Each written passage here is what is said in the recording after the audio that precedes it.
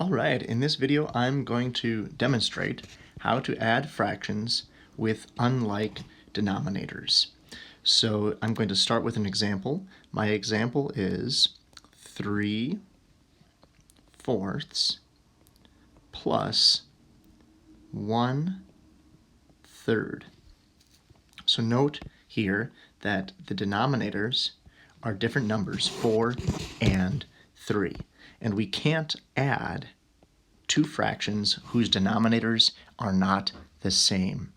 What we can do is we can transform these two fractions into new fractions that have the same denominator. And that's what we're going to do today. So the first thing we need to do is find the lowest common multiple of 4 and 3. So let's go ahead and do that first.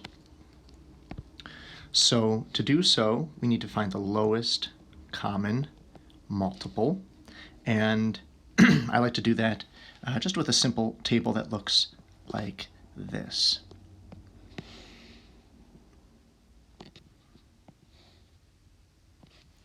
So the first thing we do here is we identify the smaller number of the two.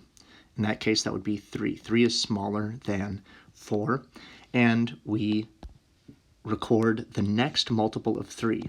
Like if you're counting by threes, you go 3, next up would be 6, and we look at the two numbers 4 and 6 and identify the smaller of those two numbers. In this case, that would be the number 4. 4 is smaller than 6.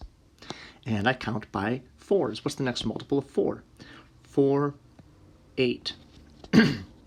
Now, again, we're looking at the numbers 6 and 8. Which is the smaller of those two numbers? That's the one we'll do next. That's the number 6. What is the next multiple of 3? 3, 6, 9. So we're just going to keep on using that strategy. The smaller of these two numbers is 8.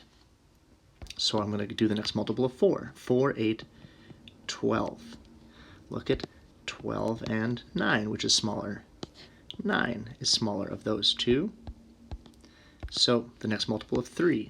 3, 6, 9, 12. Look at my two numbers again. We're using this same strategy each time, and notice now we have a common multiple. The common multiple of 3 and 4 is 12. So 12 is the number that I'm going to use as my new denominator.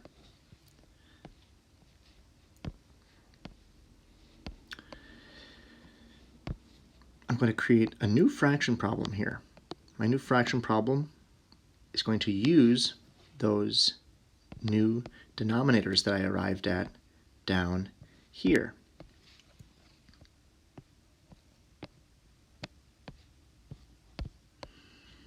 So 12 is the new denominator that I'm going to use for both of these fractions. I can transform 3/4 and 1/3 into fractions that have a denominator of 12.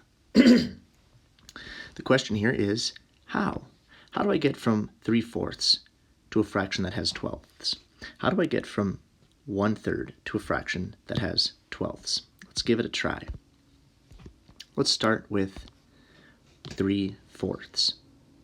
The first question I ask here is, how do I transform fourths into 12ths? Well, to do that, when I was multiplying, when I was finding the common multiples down here, I multiplied 4 times 3. 4 times 1 is 4, 4 times 2 is 8, and 4 times 3 is 12. So one way you can do this is you can just count 1, 2, 3 times 3. Up here, that looks like this, times 3. So the way to think about this is 4 times 3 is 12. Now, however I transform my denominator, I need to do the same thing to my numerator. If I multiply 4 times 3, I also need to multiply 3 times 3. So I'm going to do that same thing here. All right, 3 times 3 is what? 3 times 3 is 9. So what I have here is an equivalent fraction. As long as I multiply the denominator and the numerator by the same number, I'll get a new fraction with different numerator and denominator, but it's equivalent. There are more of them, but they're smaller pieces, so it's the same size. Okay, now I need to do the same thing with my other fraction. So 3 times what equals 12? I know off the top of my head that 3 times 4 equals 12, but if I wasn't sure, I could look down here at my table and find out as well. I could say that 3 times 1 is 3, 3 times 2 is 6, times 3 is 9, times 4 is 12. Another way of thinking about that is 3 times 1, 3 times 2, 3 times 3, and 3 times 4. So up here, I'm going to write 3 times 4 is 12. It looks like this. 3 times 4 equals 12. And whatever I do to the bottom, I have to do to the top. So if 3 times 4 is 12, I'm going to need to do times 4 on top as well. 1 times 4 equals what? 1 times 4 equals 4. 1 times 4 equals 4. All right, now I have a new fraction addition problem. It looks like this. And those are the new numbers that I'm going to use. So let's just kind of clean this up a little bit here. We got a lot going on. I think some of that can be a little bit distracting. So this is our new fraction problem here. 9/12 plus 4/12 equals what?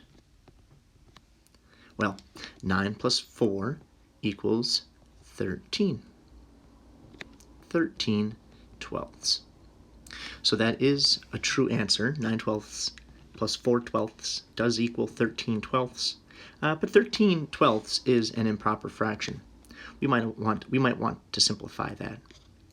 I know that 12/12 equals 1 whole, and here I have 13/12. So I definitely have 1 whole. And how many 12ths would be left over? Well, I see that 13 is 1 more than 12, so there's 1 left over. 1/12 left over. Another way of doing that is to think about what is 13 divided by 12? Well, I can make one group of 12 with 13. 12 times 1 is 12, and if I subtract here, there's 1 left over. That's a remainder of 1. 1 what? 1/12. Notice that these are the same answers. All right, that is how we add two fractions with an unlike denominator.